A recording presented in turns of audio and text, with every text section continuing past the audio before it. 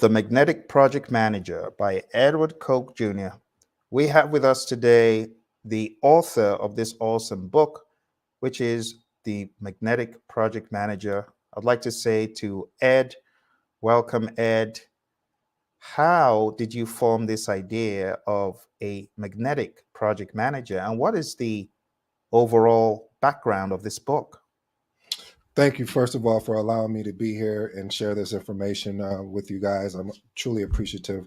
The whole purpose of the book was creating what they call a attractive character. So I modeled this from Russell Brunson, where he talked about being the attractive character, and I looked at it from being more of a magnetic type character. When you think of a magnetic, it attracts people to you, and as a project manager you have to be attractive. I'm not talking about looks, even though I look sharp today, but I'm just saying in general about being attractive as far as being able to lead, not manage a particular team. And so I wanted to ensure that we always look at the technical aspects of project management, but we miss the soft skills of project management. Got you, Ed. When I think about a magnetic project manager, I have a tendency to think from your title that you're talking about the ability to attract. And how does one really attract? Are there some guideposts that you can give us for how to be an attractive individual versus being an unsavory individual? What's the opposite, Ed, of a magnetic project manager? Repelling Um, project? Yeah, I mean, I guess to be the opposite would be more or less of a project manager that is just there to get a paycheck or just to do a job. That separates that's why I say the first chapter, I started off really hard about a world divided by two types. And what I'm really trying to articulate there is about an exceptional project manager. What does it mean to be exceptional? Exceptional means doing what others won't do. Watch this, Phil and Daryl, so you can have what others can won't be able to have, even though the journey there is not fun. I was just having a conversation with someone yesterday regarding just the work we were leading, and we were both just confused, like, why don't more people want to collaborate and really not just say this is my, get away from titles and start stepping up and saying, how can we get this project over the goal line so we all can be rewarded successfully? So that to me is the opposite of being a magnetic project, someone that is not really trying to go above and beyond, and they're just there for a paycheck. Wow. I really like the analogy of the paycheck analogy, because isn't it true, when that is your only focus, you're not really looking to add value. But when you're a magnetic project manager, the question of value seems to be implicitly answered. You cannot be a magnetic project manager when you're just looking for a paycheck. You Mm, have to go above the paycheck mindset and syndrome. I like that. Daryl, do you have absolutely. any questions that you would like to ask our friend Ed before we open it up further? And thank you for joining us today.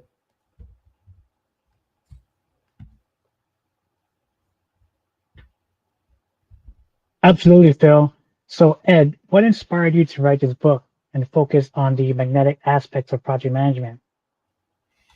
Daryl, first of all, again, you guys are asking a great question. It was I'm just going to say this here. It was the fear, not a fear that I held, but it was a fear that I was seeing other project managers having, of they felt they weren't good enough or great enough, and they got confused on where I was currently at. It's sort of like when you look at you'll look at a Steve Jobs, or you'll look at a Bill Gates, and everyone gets caught up in the accolades, but they don't get caught up in when Steve Jobs looked at the IBM and they had a mouse and he thought about, how can I make that better? They don't look at the journey, they only looked at the destination. And I believe that for me, I wanted to share the journey and not just the destination. Yeah, the PMP certification was great to obtain. Yes, the CAPM and every other accolade that I've achieved along this journey. But the journey was more important than the destination because of what it made me as a person, just not in business, but as well as an individual. Awesome, Ed. Thank you really very much for that and sharing the thesis for the book. Let's jump into the very first chapter, A World Divided by Two Types, which you've mentioned. What are those two types again? The two types are just is being to me. I'm just saying basic and exceptional, meaning that the exceptional project manager having the ability just not there for a paycheck, but wanting to deliver value and in return being able to get value in return to the business. Got it. Thank you very much. Let's move on to chapter two. It says relationships, a secret weapon. What does that mean? You know, one of the strengths that I realized on my journey was being able to cultivate. Now that's the key word, cultivate amazing relationships with people in return when they've seen I was willing to do more than what was asked of me, and I was willing to support them, meaning go to bat for them when everyone else may have been against their ideology as far as, hey, I have an ideal, and I was like, hey, let's go experiment with that ideal, because a lot of times as project managers, they tell us we have control problems, no judgment, but yeah, okay, so we do. But we still listen, and being able to listen to our stakeholders to see what makes sense and willing to take a risk on the ideas that they've come up with and experiment with them. Mm. So those that aren't into developing these relationships intentionally, they are disarmed. They have no weapon, Mhm. which is dangerous. And you know what, Phil? I also looked at it from a biblical standpoint as well. When I looked at David and Jonathan, so Mm. David he couldn't have the success that he had without having Jonathan. And Jonathan honestly should have been what David was, but he understood the person that was in front of him he had the exceptionalism of himself, but he didn't have the soft skills. He didn't understand how to navigate within the kingdom. So I'm using that, and I'm not trying to force my religion on anyone, but I'm just using that as an Mhm. analogy to say the importance of being able to have you, a Jonathan, someone like a Phil, someone like a Daryl, to be able to say, "Hey, I like that point there. I really wasn't really liking it. Hey, have you ever looked at looking over here?" So we need those relationships to build us out. I love it. I love it. I love it. And the PMBOK guide, Project Management Body of Knowledge Guide, they're very quick to tell us that the project manager spends a lot of time communicating, which is what excites me about this next chapter, communicating effectively. Can you give us some guidelines for this, Ed? How does a project manager do this even more effectively than normal? Yes, Phil. So I open up with a very powerful quote that I heard by a gentleman named Brad. And he says, some people don't want to be fixed because being broken gets them attention. And I had to learn that as a project manager, to have the ability to understand when people were really wanting to get fixed, meaning let's work through the problem versus not working through the problem. I don't know about you, Phil or Daryl, but I've noticed when you have a problem, everybody can give you 10 reasons why on a particular solution that you want to give to the problem, why it won't work. Well, it's about 30 reasons why this won't work. They never even looked over here at the one or two that can potentially solve the problem. So it taught me a lot Mm. about the secret of communication. If we cannot have effective communication, meaning being able to arrest the end user or stakeholder with either our words or through email or Teams or whatever vehicle that you're in, then it won't work. But my favorite communication is being able to have verbal, because sometimes you may get construed on what the email says or what the Teams Mm. chat may say or the Slack, you name the channel. And even if we have the verbal communication, it's always good to recap maybe two or 3 points. Hey, Phil, hey, Daryl, this is what we talked about. These are the 3 points. So we're aligned. Because when we have alignment, I don't know about you, but I never drove a car that didn't have an alignment, because if it didn't have an alignment within the tire, the car would just be wobbling and all over the place. And the only reason why I know that because I've seen it happen. We call those hoopties. But anyway, I digress. Oh dear, thank you, Ed. And for Thank those you. who are just joining and are watching, my buddy Ed here, he's the author of the book, The Magnetic Project Manager. We're really excited about this book, and there's a lot of great insights for project managers. Whether you have been in the field for 20, 30, 40 years, you are going to gain some really awesome nuggets from this. And even if you're a beginner, you're just starting out project management, you definitely want to get this book right away. There's a chapter here that excites me because I'm a fan of Zig Ziglar, who's always big on a PMA.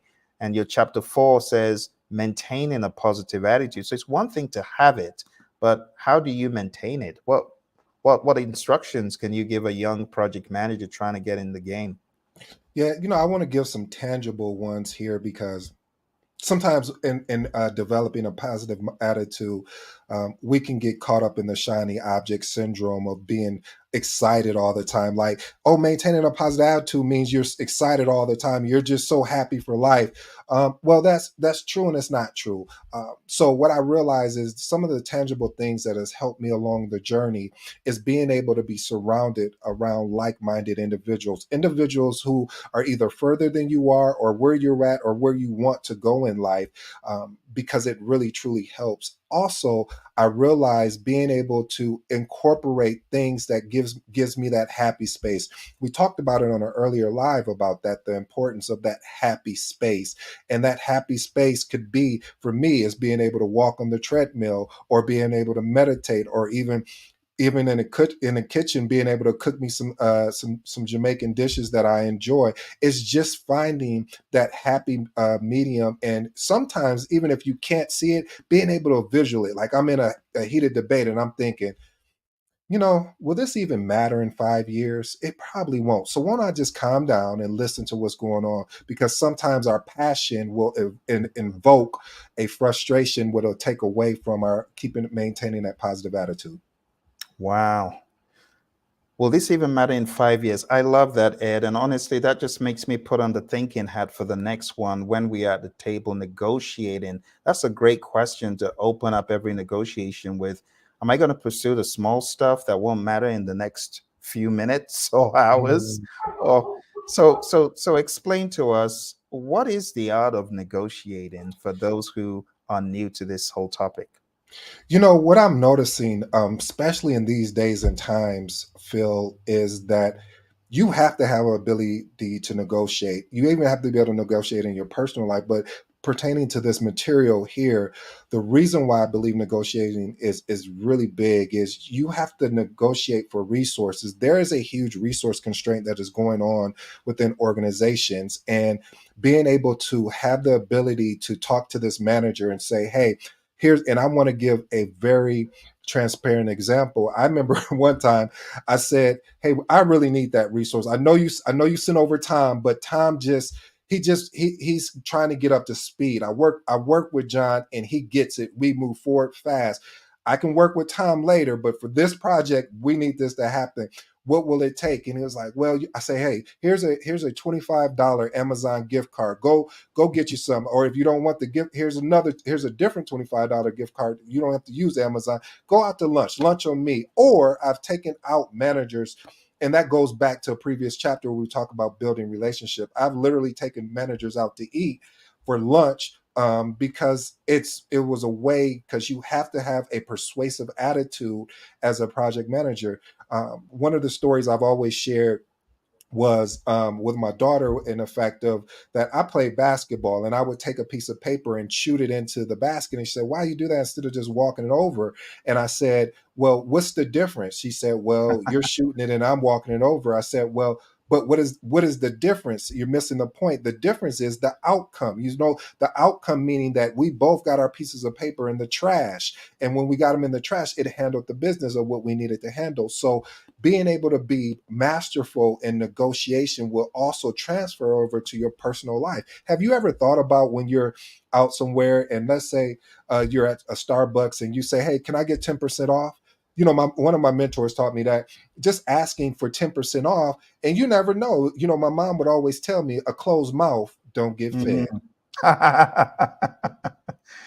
I love it. I love it. I love it. Let me ask Daryl. Daryl, so far, any Hmm. comments or questions for our buddy Ed?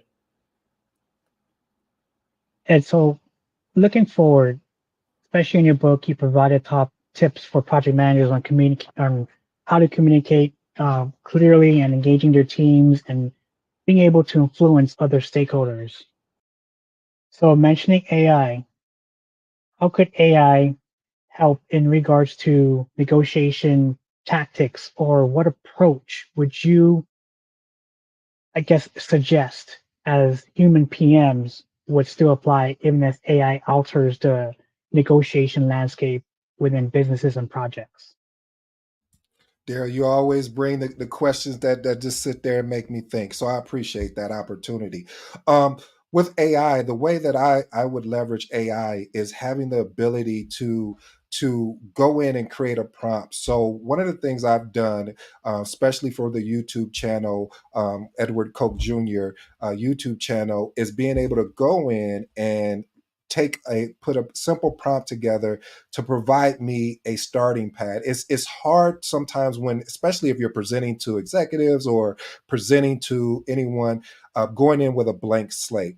But using AI to give me some talking points, even though, and you have to, one of the things too, I want to say this, Daryl, as a caveat, even if we're leveraging AI, we still have to know our material. So being able to go in and get some talking points to get me started, to get that engine going. When I was growing up in Michigan, before, and I'm probably going to tell my age here, but before we had the where you can start your car from inside the comfort of your home, you had to go outside and you shake and ooh, it's cold out here, and you start your car out and you run back in the house and you let it warm up. And so I look at that, I leverage that analogy to say that is what AI allows you to do. It allows you to get your engine started up. It gives you some talking points in which you can expand on and expound on by saying, hey, this is the direction in which I'm going to take this conversation. And it's helped me a lot. I love AI. I've learned a lot from you, Daryl, as well as Phil, on the power of AI. I don't have a big team. It's just me, myself, and I right now. And so as you're growing, leveraging AI to cut down on some of the tedious works has been such of a blessing. I And I love it. wanted to give you a comment, more of a kudos to you and the book. As far as the science and how it's structured, um, you mentioned in chapter 2 relationships as a secret weapon. Um, Mm, the science, it was really well thought of in regards to how you want to chapterize this book, and you really took it in consideration of using AI um, Mhm. in the project management space. So I do thank you for that, for sharing your insights of keeping human relationships important and in the forefront of as a PM within the AI space. Thank you, Daryl. I appreciate that, and your check is on the way. By the way, I appreciate you so much. But no, seriously, you're right, and I'm really standing on the shoulders of a gentleman named Phil. Without his tutelage and making the investment in him of really coaching me how to put a book together and really forcing me to be uncomfortable to do this, because again, no one wants to be vulnerable. Nobody wants their work attacked, and for me to do this, I'm putting myself in a spotlight to be attacked. Now, it is depend on how I respond from the attacks. Am I going to take it positively or am I going to take it negatively?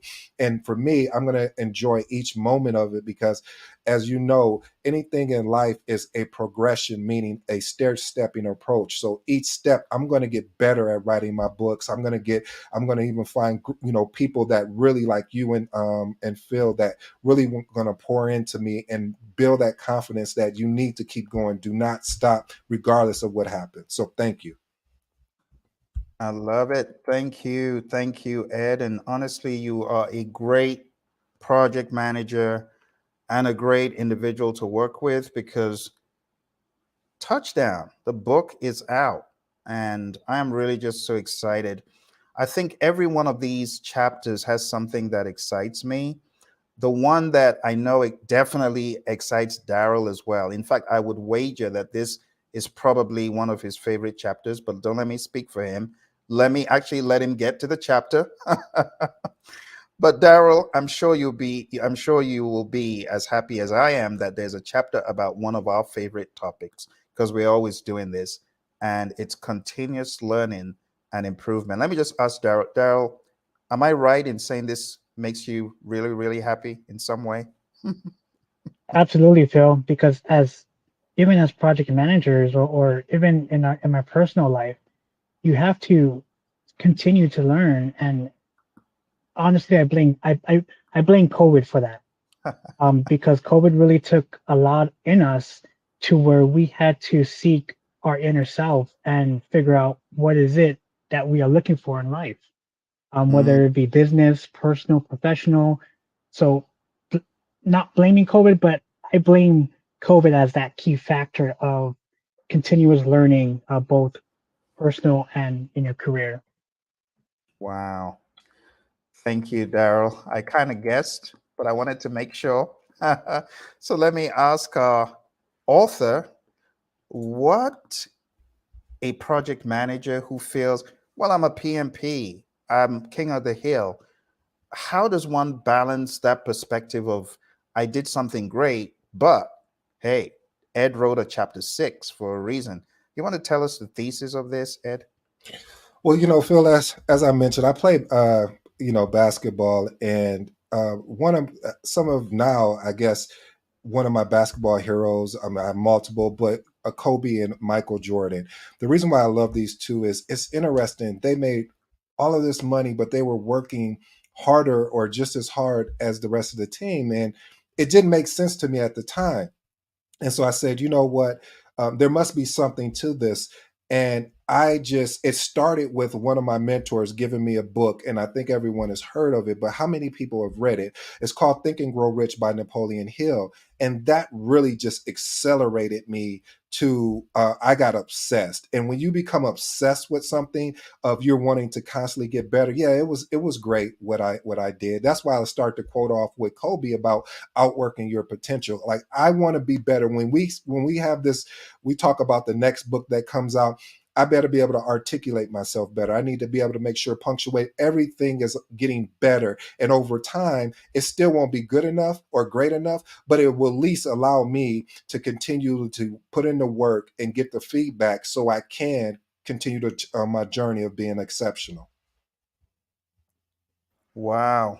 I love it. I love the idea of outworking not the other person, yourself, because Yes. it blows the lid off your potential. So I'm really excited about that. Thank you for writing that chapter. That is an awesome chapter. And then it goes in line with what we preach about in the world of agile, like the whole Kaizen thing. In order for there to be Kaizen, you should be willing to learn from your experiences. Let's go to number 7. I like this one because it's two very powerful words. John Maxwell, in the curriculum that we've all been studying, the real, how to be a real success, we talk about equipping people. But there's a double here in that we have not just equipping, but equipping for victory. Wow. So it's a double positive. One, you're being equipped, and two, it's for a great purpose. It's not just for battle, it's seeing the battle as being won. That's crazy. It's like, I'm not equipping you for battle, I'm equipping you to win the battle. And that's just mind blowing. So tell us, Ed, what is your idea behind this chapter and how can a PM apply it? Phil, when I was younger, my mother came to me one day because, I was having some challenges in school. Mm, And I couldn't understand why I was having these challenges. But I was guessing, but I didn't know. And she said something that was very powerful, and I would love to share that with here right now. She said, son, you're focused on the battle, but it's more about the war. And that translated and then she mhm. unpacked it, and she said, you're focusing on trying to win every particular battle, whether that's conflict, whether that's from because you're very competitive. She said, but it's about the war, that I mean the in out game, meaning the outcome. So once I changed my mindset and said, you know what, I have a beginner's mindset. That's why I tell a story about Sarah, of having that beginner's mindset and that ability to be able to say, I don't know it all. Yeah, I got a PMP. Yeah, I have more than a decade of experience in project management, but I don't know it all. And I thank God I don't know it all, because it allows me to be willing to listen to people that may have less experience or even more experience than me to guide me on my journey, because they always say, the good book says, you can learn something from a baby. Wow. Absolutely. That's true. Great stuff, Ed. Let's roll straight into number 8 while you're here. The house always wins. Who is the house, and are they on our side or are they against us? Tell me.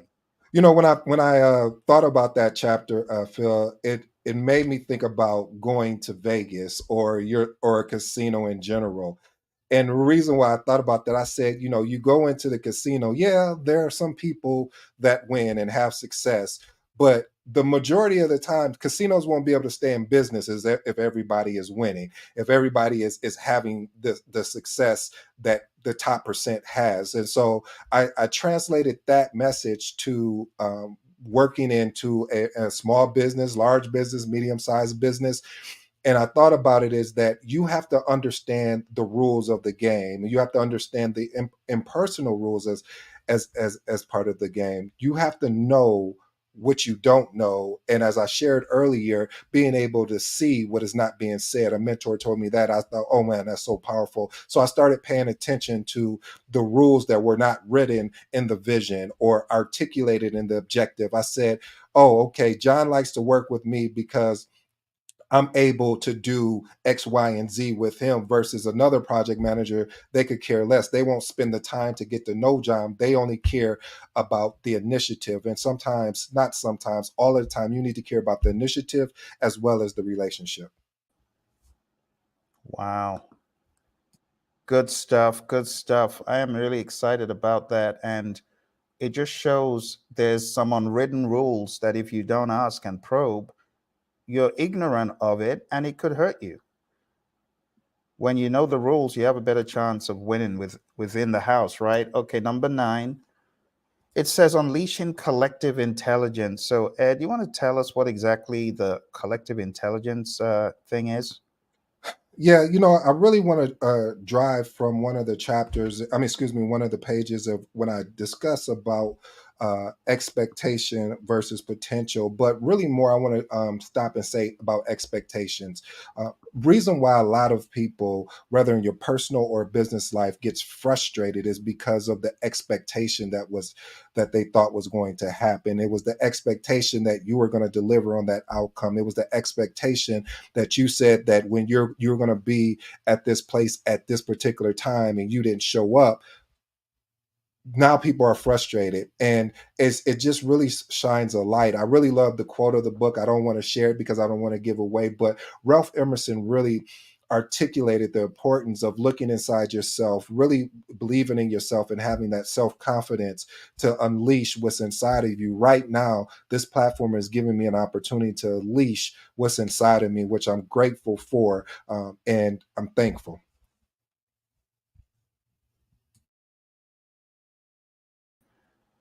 Thank you, Ed. We're almost at the tail end now, so let's take a look at the few topics we have left to discuss. Here we have a wrap up, which is about you. Do you want to tell us a little bit more about your journey as a project manager, your signature story, Ed? Because I know you got one. How did you finally decide to up the ante in project management? And at what point did you decide, okay, I'm going to go from being a paycheck person to being something else? Phil, I really didn't want to do project management because I wanted to really go into being more into sales or marketing. And I realized that project management is such a transferable skill because there's so many things from a cost standpoint to a people's standpoint, but my energy really comes from people. And when I realized that, I said I can't leave the profession. I still can do things inside the vehicle that I really enjoy doing, but I'm obsessed with project management. And reason why I'm obsessed with it is because of the people. The people are the drivers. Sometimes we forget of the importance of people.